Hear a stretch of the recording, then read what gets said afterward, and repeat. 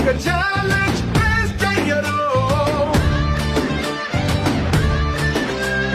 తీపితో పాటుగా ఓ కొంత చేదు అందించడం జిందగీకి అలవాటే.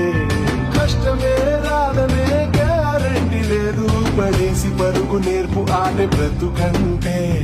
అందుకో హత్తుకో ముందరున్న ఈ క్షణాన్ని చల్లో చల్లో